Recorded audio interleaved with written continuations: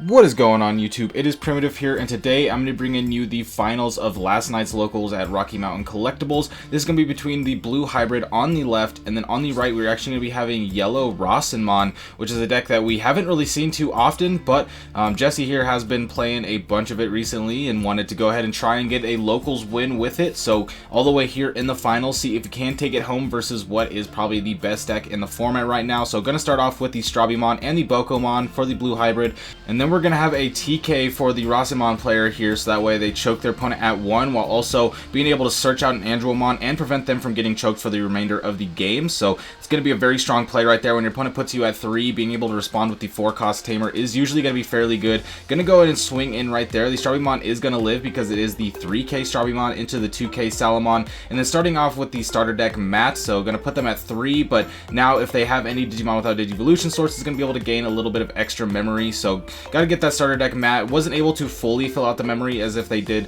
with something like Sorajo, but they still get the extra memory right here. Starmon is going to come out, going to be able to pop Bokomon, so the board was cleared and only leaving the opponent at 2 memory, and the Kumamon will come out here. It does get to strip, but unless you're going into something a little bit bigger here, then it's likely going to go down, which it did go down to the blocker in the security stack. And so you can play the Tommy and strip all these sources, which will help prepare for later Korikaku turns or something like that, so that you can stun. But as of right now, nothing really too intimidating on the board. We're going to see a TK Kari on the other end. So now, since they've gotten so aggressive, the yellow player is going to be going to 5 memory no matter what here, and the blue player is starting to get a little bit aggressive. They're getting them down to 2 security, and then they can put them down to 1 with the Tamer that they have right now once they get the memory to do so. But now the yellow player is starting to build up with both Tamers and Digimon on the board, which means that they can start to bounce back with their own aggression, and the deck is playing things like the Padomon, which is going to be able to prevent blockers and stuff like that. So just going to go straight into the Korikakumon right here. It's going to stun the Turimon, so if they do plan to go up into the Andromon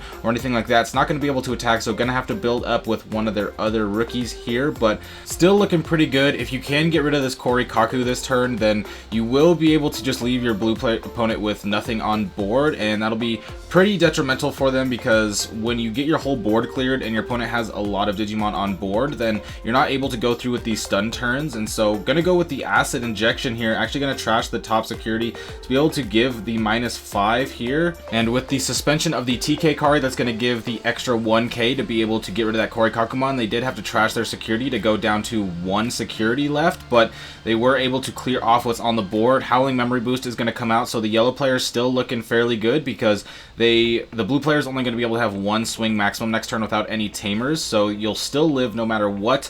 And you can start to develop here with at 4 memory. You can definitely go up into any of your megas. They're going to go into Rasenmon, which is going to be able to recover up to 3, so a lot of security chip down to 1. The acid injection play looking a little bit better now, because they knew that they were about to go into the Kazuchi here to be able to recover up to 3, and that's pretty detrimental for blue here, because what do you really do about that? You get put to 1. You have this Siakomon here that you can swing in. You had to get rid of your Howling Memory Boost just to bounce up, and now this Kazuchimon is going to be out here. They don't have the security attack +2 anymore, so, or the +1, so they're not going to be able to swing the 2 checks, but they can still threaten on the board pretty well, and recovering up to 3 is going to make it so that the blue player needs a lot more damage to be able to go in for game here. And with the Siakomon suspended, the Turimon will be able to go over and swing over it, and then you'll be able to bring out the Pidomon with a blocker, and that's going to leave you pretty safe for what your opponent's going to do next turn. If they want to go for an attack, they're going to have to go over their Davis, which means they'll have to get rid of their Memory Tamer. So going to have to see how the blue player is going to be able to bring this out here. Definitely going to need something to come out of security. The yellow player very smartly has not really been swinging into security, because they don't want to give them any Tamers or anything like that, which is really how you lose this game right here, is if they swing into things like Tommy, which will give them the ability to get more swings by having more hybrid targets, and then also going to be able to start to stun more. So going to go ahead and with the Digiburst of the Rasenmon, going to give -3 to the Siako, not wanting to just swing over, so might be committing the swing into security now. You do have the Andromon active, so Bushi's going to be able to come out. Easy check, going to live there, didn't hit any Tamers or option cards, so relatively safe. And now you can swing in with the Bushi if you want, or you can just go ahead and Digivolve up into this Red Rise here. Actually, swinging with the Bushi there would have been a bad play, because you're sitting at 2 security, your opponent's sitting at 3, so if you swing in, they're also going to be at 2, which means you're not going to get your TK Kari memory, and you definitely want to be trying to maximize on that memory gain here. You're not necessarily super threatened. They can play the Tommy here to strip sources, pop the Howling Memory Boost, go to 2, and then Digivolve up into the Korikaku. They'll be able to stun 1 here. With the current board state, I don't think it really matters which Mega you stun too much, but stunning the Kazuchimon will most likely just be correct, because if they do recover up, it'll have Security Attack +1, so you might as well play around that quite a bit. But as of right now, you can't really do anything. The Korikaku is not going to be able to attack here. Going to play the Davis out to search, can hit the Madoki, putting Tommy and Hammerspark to the bottom, but now the yellow player is going to be at 6 memory. They have the 3 Digimon on board, and so you can swing in all 3 checks. Stunning the 4th Digimon there was now forcing them to have the hybrid in hand for game, but they're going to go into the Rasenmon. The Rasenmon will be able to Digiburst -6 on the Korikaku, bring the Harrismon back with the Digiburst, and that is going to make it so it's just relatively safe now. Even if things somehow go terribly wrong in security, getting rid of the Korikakumon does eliminate a large portion of your opponent's win condition, and so they were able to just take it up there. The Rasenmon may be a little bit unnecessary, but they were able to just kind of seal it up with it. Now the blue hybrid player is going to have to potentially try to change up the game plan. They did get a little bit lower on the tamer count that first game. We didn't see anything like Sorajo, just a couple Davises, and so that didn't really help too much, but they did go aggressive fairly early, and the yellow player was just able to recover, was able to come back with that Kazuchi and just stabilize with all the DP reduction Digiburst effects, and so gonna have to play around that. I think with the blue hybrid player, you definitely have to try to get aggressive versus this deck, but you also have to play around the Kazuchi, or else they're just gonna be able to recover big stacks. They are gonna just pass here into the blue hybrid player's turn. That means that they didn't want to play anything out and give extra Sorajo memory, but now they swung in with the Strabimon, which is very interesting because they're just going to play the Davis, put them at 1. They're going to go to 3 with the TK Kari, but I don't think they needed to swing right there. The TK Kari is the only thing on the board. No Digimon in raising, so there wasn't really anything threatening there. You could have just played the Davis, put them at 1, started to go in next turn and given them less resources, because now they were able to build up relatively free. Since they did Digivolve into the Turimon for 1, it actually didn't change anything, because if they put them to 1, they would have Digivolve went down to 0. The Red Rise would have put them at 3 anyway, so now we're going to start swinging in, going with the Kumamon on top of the Sorajo. Very interesting. That's going to make it way easier for the yellow player to play out their Digimon. Now they can very freely play things like their Starmons or even their Salamons if they want to. But let's see what they go for now. They are going to be able to Digiburst 2 to be able to play out a Tamer. Going to go with the TK since it is the Red Rise. They are going to get the on-play effect of the TK, so we're going to see which they grab here.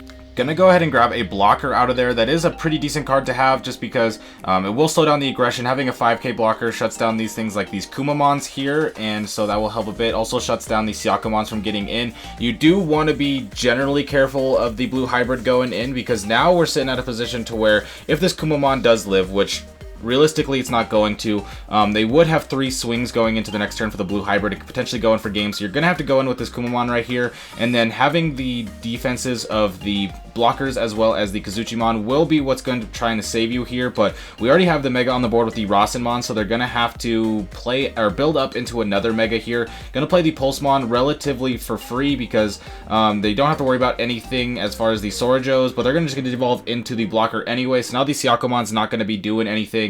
They can go ahead and strip some sources with something like Tommy to get the draw with the Kiaromon, which we're going to see exactly here. Going to strip down the Rasenmon, makes perfect sense, because why would you want the one who has the Digiburst effect to have the sources? And then also, they can go up into the Kumamon here, interestingly enough. That is going to strip the other source. Can't attack because the Tommy was just played, but I'm surprised that they used the Howling there if they're not going to plan on going to the Korikaku here, because you could have just played the Kuma past turn, had the Howling going into the next turn, but I assume we're going to see a Korikaku go on top of this just to get these stun. I see a Hammer Spark in hand, so you can Hammer Spark up to 1 Korikaku and stun the Rasenmon, so swinging next turn, so you're not going to be able to get crazy effects. Gonna make sure that they draw off the Kiaromon effect right there is what happened. It is a mandatory draw, so gonna make sure that that goes through. But now they're thinking here what they want to do. I imagine that with the Howling Memory Boost proc, you kind of have to commit here to stunning, so we're going to see the Hammer Spark to go into the Korikaku here. Gonna be able to stun the Rasen